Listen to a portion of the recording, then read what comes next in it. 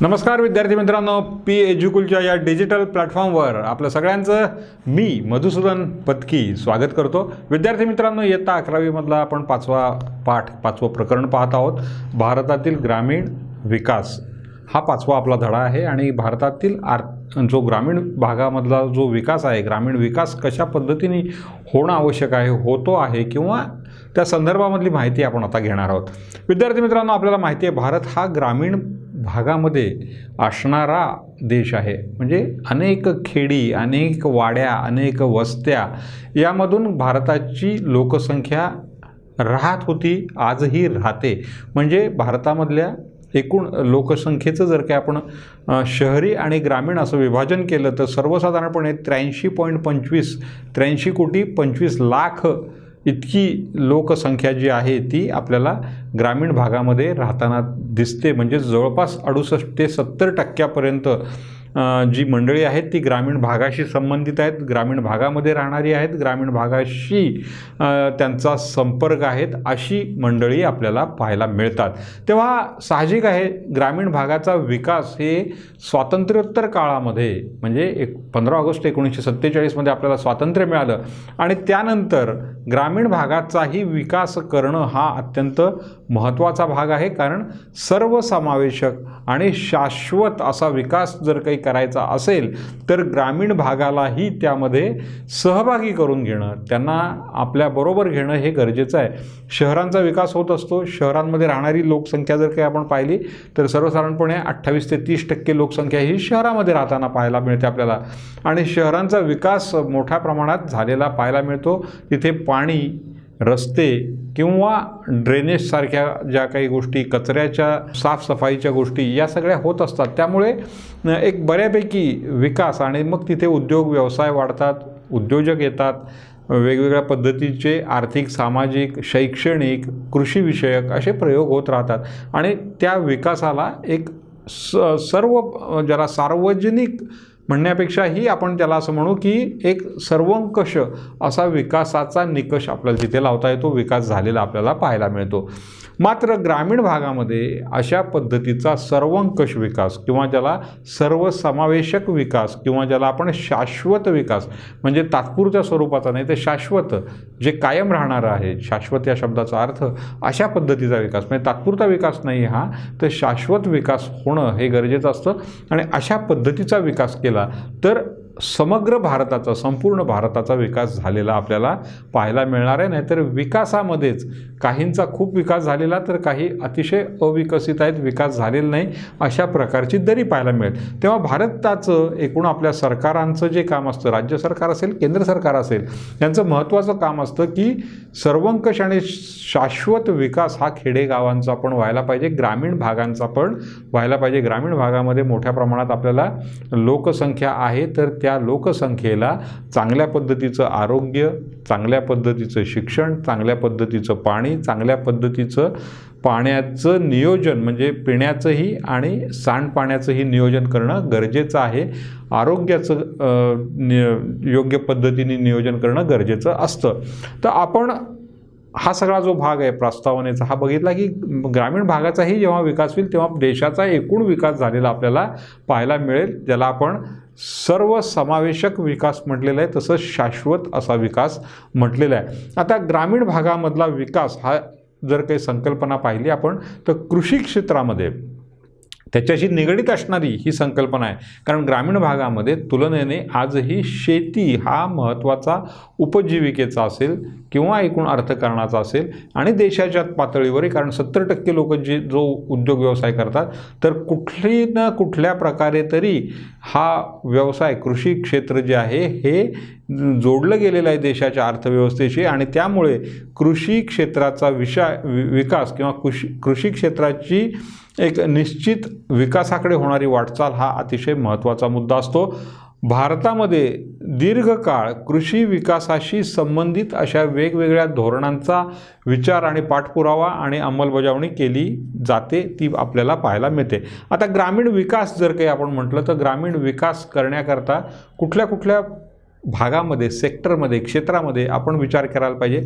तर पहिला जो भाग आहे तो शेती हा भाग आहे, जो अतिशय महत्त्वाचा आहे. आता या शेतीमध्ये परत काय येऊ शकतं, तर यांत्रिकीकरण आहे. शेतीचं यांत्रिकीकरण करणं, शेतीचं उच्च उत्पादन करणारं बियाणे शोधून काढणं, त्याचबरोबर पत आणि वाहतुकीची व्यवस्था करणं, म्हणजे त्याला कर्ज चांगल्या पद्धतीने, योग्य पद्धतीने, योग्य दरामध्ये मिळणं, आणि उत्पादन झालेलं जे धान्य असेल, ज्या वस्तू असतील त्या दुसऱ्या गावापर्यंत पोहोचवण्यासाठी वाहतुकीची व्यवस्था करणं. आणि सगळ्यात शेवटचा महत्त्वाचा भाग आहे तो विपणन किंवा खरेदी विक्री किंवा मार्केटिंग ज्याला आपण म्हणतो, त्या पद्धतीची एक व्यवस्था तयार करून देणं हे अतिशय महत्त्वाचा भाग आहे. या गोष्टीवर म्हणजे एकूण त्याचे 4 भाग पडतात. त्यातला पहिला शेती आहे. या शेतीमध्ये आपण पाहिलं की एकूण 4 भाग पडतात. म्हणजे ग्रामीण विकास जर काही करायचा झाला तर शेती पहिल्यांदा करायला पाहिजे, शिक्षण करायला पाहिजे, सेवा म्हणजे सर्व्हिस सेक्टर, आणि चौथं ग्रामीण जे उद्योग आहेत त्या ग्रामीण उद्योगांना ऊर्जित अवस्था आणली पाहिजे. एकूण ग्रामीण विकासासाठी हे 4 महत्त्वाचे मुद्दे आहेत. या 4 महत्त्वाच्या मुद्द्यामधला पहिला भाग जो आहे तो शेती आहे, कृषी आहे. आणि त्या कृषी विभागाचा आपण भाग बघितला की शेतीचं यांत्रिकीकरण करणं गरजेचं, पतपुरवठ्याची साधनं, त्याचबरोबर वाहतूक चांगली तयार करणं, उत्पादन चांगलं देणारे बियाणं तयार करणं, आणि शेवटी विपणन किंवा ज्याला आपण मार्केटिंग म्हणतो, शेतकऱ्यांचा माल जो तयार होतो, उत्तम माल तयार होतो, त्याला चांगल्या पद्धतीचा दर मिळवून देणारी बाजारपेठ उपलब्ध करून देणं, अशा पद्धतीच्या काही गोष्टी आपल्याला शेती क्षेत्रामध्ये कराव्या लागतील. शेतीचा विकास झाला म्हणजेच आपल्याला असं लक्षात येईल की ग्रामीण विकासाच्या दृष्टीने वाटचाल ही सुरू झालेली आहे. दुसरा विषय आपण म्हटला होता की शिक्षण. आता शिक्षण हा जो भाग आहे, प्रत्येकाला शिक्षण मिळालंच पाहिजे अशा पद्धतीचा आपण कायदा केलेला आहे. जी शाळा आहे तिच्या आसपासच्या सगळ्या मुलांना शिक्षण देण्याचं जे काही काम आहे, जे नैतिक कर्तव्य आहे, आणि त्याचबरोबर सरकारने जे एखाद्या व्यक्तीवर बंधन घालून दिले ते म्हणजे त्या शाळेचे मुख्याध्यापक. त्यांनी हुडकलं पाहिजे की कोण शिकायपासून राहिलेले आहेत, वंचित आहेत आपल्या भागातले, आणि त्यांना आणून शाळेमध्ये भरती करणं. म्हणजे मूलभूत जे प्राथमिक शिक्षण आहे ते तर प्रत्येकाला मिळालंच पाहिजे, आणि त्याच्यासाठी शिक्षण व्यवस्था ही सुधारली पाहिजे. ह्याच्यामधला पहिला भाग जो आहे तर तंत्र शिक्षण देणं हे अतिशय गरजेचं आहे. आपण शेतीला जर काही यांत्रिक करायचं म्हटलं, तांत्रिक करायचं असं ठरवलं, तर आपल्याला तांत्रिक शिक्षण म्हणजे ITI-पर्यंतचं जे शिक्षण आहे, तांत्रिक शिक्षण, डिप्लोमापर्यंतची जी शिक्षण आहेत ती शिक्षणं होणं गरजेचं आहे. त्याच्यानंतर कौशल्यावर आधारित म्हणजे उत्तम पद्धतीचं सुतारकाम करणं, उत्तम पद्धतीचं मातीकाम म्हणजे कुंभारकाम करणं, किंवा उत्तम पद्धतीचे वेगवेगळ्या जी कौशल्य आत्मसात, कपडे विणणं असेल, बागकाम करणं असेल, ही कौशल्य आहेत ही आत्मसात करण्याच्या दृष्टिकोनातून शिक्षण दिलं पाहिजे, जेणेकरून स्वयंरोजगार आणि दुसऱ्यालाही रोजगार देता येऊ शकेल. हे शिक्षणामध्ये इन्क्लूड म्हणजे ज्याच्यामध्ये सहभागी असलं पाहिजे असा एक भाग आहे. त्याचबरोबर शिक्षणामध्ये शेतीच्या दृष्टिकोनातून ही महत्त्वाचा विषय आहे. शेतीचं शिक्षण देणं, मध्ये काय सुधारणा होऊ शकतील. जसं आपण मगाशी म्हटलं की शेतीमध्ये अधिक उत्पादन देणारे बियाणं शोधलं पाहिजे. आता हे शोधणं म्हणजे शिक्षण देणं आहे, आणि त्यामुळे शिक्षणामध्ये तंत्र, कौशल्य आणि शेती हा अतिशय महत्त्वाचा भाग आहे, ज्याचं शिक्षण सरकार आपल्या विद्यार्थ्यांना देत असतं, दिलं जातं, आणि देण्याची पुढची एक योजना असते. तेव्हा हे एक महत्त्वाचं कृषी क्षेत्र बघितलं, शिक्षण क्षेत्र बघितलं.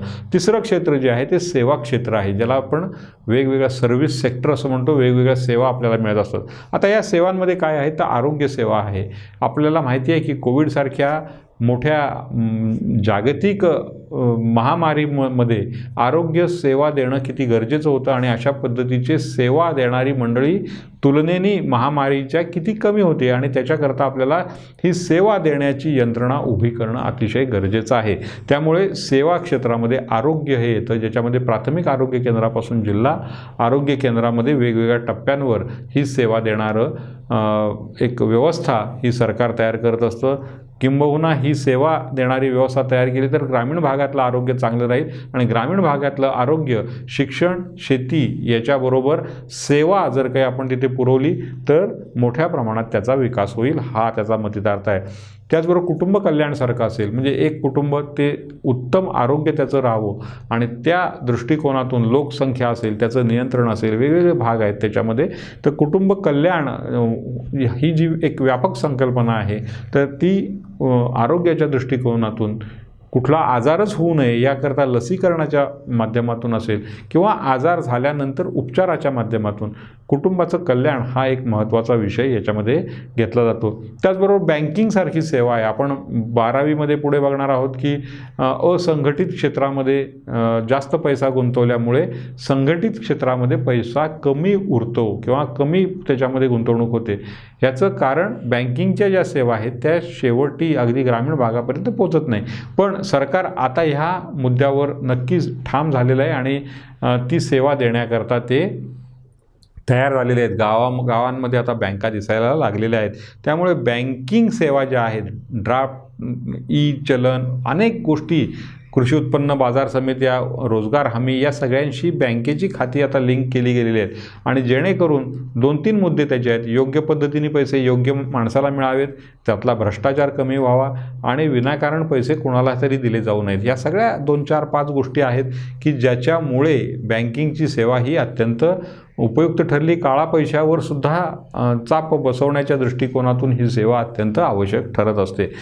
तर ह्या पद्धतीने आपण बघितलं की सेवांमध्ये सुद्धा या पद्धतीचा किंवा एक देवाणघेवाण वेगवेगळ्या सेवांची, यासाठी सुद्धा एक सेवा सेतू आपण ज्याला म्हणतो, वेगवेगळ्या सेवा ह्या पुरवल्या जातात आणि त्याला आपण त्या सेवांच्या माध्यमातून त्याचा ग्रामीण भागामध्ये कर्ज पुरवठा असेल किंवा काही गोष्टी अनुदानाच्या संदर्भातल्या असतील, या मिळवण्यासाठी या बँकिंग सेक्टरचा आपण उपयोग होतो, बँकिंग सेवेचा उपयोग होत असतो. आता चौथा जो भाग आहे तो महत्त्वाचा आहे, तो ग्रामीण उद्योग विकसित करणं.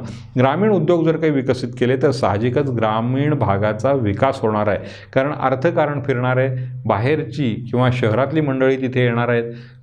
कृषी पर्यटनासारखा विषय असेल, आरोग्य पर्यटनासारखा विषय असेल, तिथे मंडळी येणार आहेत, तिथे राहणार आहेत, जेवण खाण आहे त्यांचं, त्यांना काही वेगवेगळ्या सर्व्हिसेस, सेवा लागणार आहेत आणि त्यातून अर्थचक्र फिरणार आहे. केवळ शेती नाही तर शेतीवर आधारित इतर उद्योग व्यवसाय करत करत आपल्याला या पद्धतीने एक उद्योग म्हणजे कुटीर उद्योग असतील, लघु उद्योग असतील, त्याचबरोबर ग्रामीण भागामध्ये काही वेगळ्या पद्धतीचे कृषीवर आधारित, निसर्गावर आधारित, पर्यटनावर आधारित असे उद्योग तयार करणं, याचाच अर्थ ग्रामीण भागाचा विकास करणं हा आहे.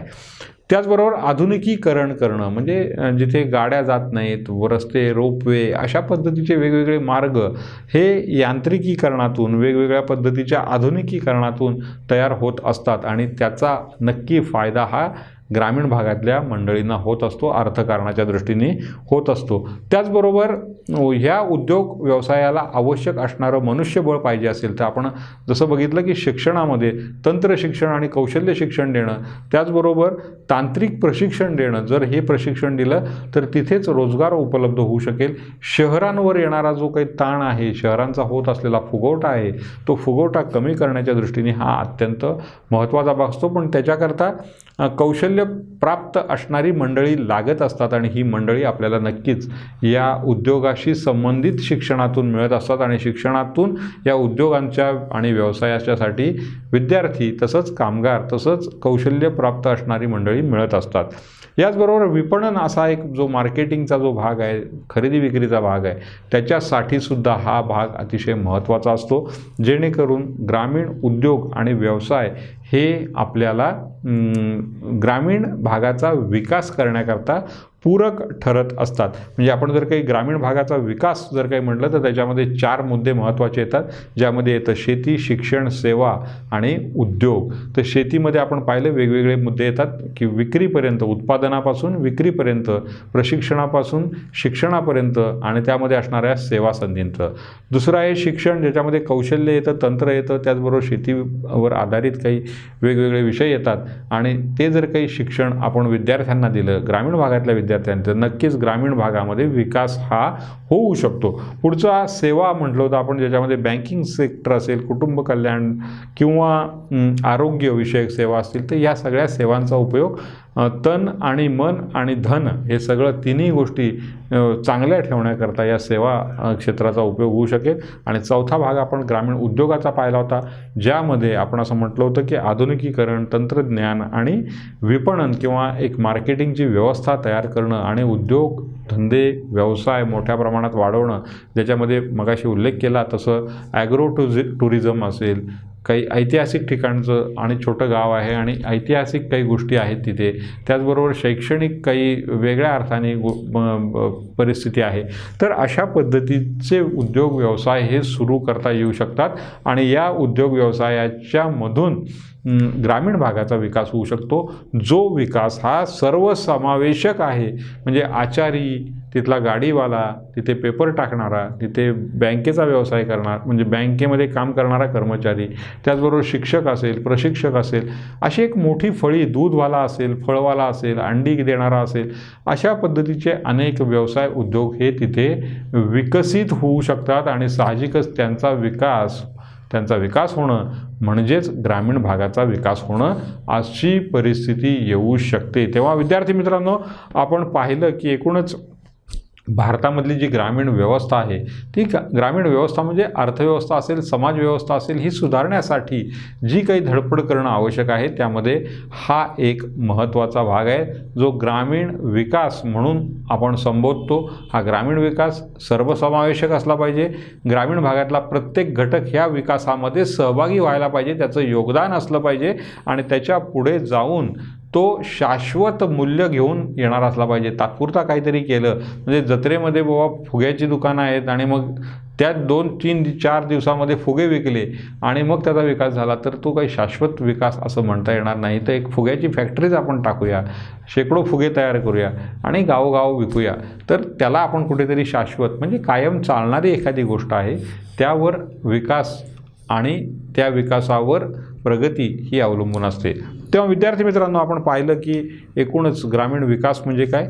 खरं तर जागतिक बँकेने या संदर्भामध्ये काही गोष्टी दिलेल्या आहेत. त्याच्यामध्ये कृषी क्षेत्र हे तर पहिलं महत्त्वाचं क्षेत्र आणि या कृषी क्षेत्रामध्ये आपण पाहिलं की वेगवेगळे 3 प्रकार येतात. त्याचबरोबर 3-4 औद्योगिक क्षेत्र म्हणता येईल किंवा सेवा क्षेत्र म्हणता येईल. याची आपण थोडीशी एक सविस्तर माहिती पुढच्या व्हिडिओमध्ये घेणार आहोत. मात्र तोपर्यंत मी तुम्हाला सांगेन की तुम्हाला काही शंका असतील तर या शंका आम्हाला विचारत चला, आमच्याशी संपर्क ठेवा आणि त्याचबरोबर हा संपर्क तुम्ही ठेवाल तेव्हा तुमच्या असं लक्षात येईल की आपले अनेक प्रश्न सुटलेले आहेत. तुमच्याकरता काही वेगवेगळ्या संधी आहेत, त्या संधी पण तुम्हाला मिळत आहेत आणि त्याकरता तुम्ही आमचं ॲप जे आहे ते डाउनलोड करून घ्या. आमचे मोबाईल नंबर्स आहेत, आमच्या ईमेल IDs आहेत, यावर तुम्ही संपर्क साधून या सगळ्या गोष्टी करू शकतात. तेव्हा विद्यार्थी मित्रांनो, मी इथे थांबणार आहे. मात्र पुढच्या भागामध्ये एकूणच ग्रामीण विकासाचं महत्त्व काय आहे किंवा ग्रामीण विकास का महत्त्वाचा आहे या संदर्भामध्ये आपण पाठ घेणार आहोत. आपण हा धडा पुढे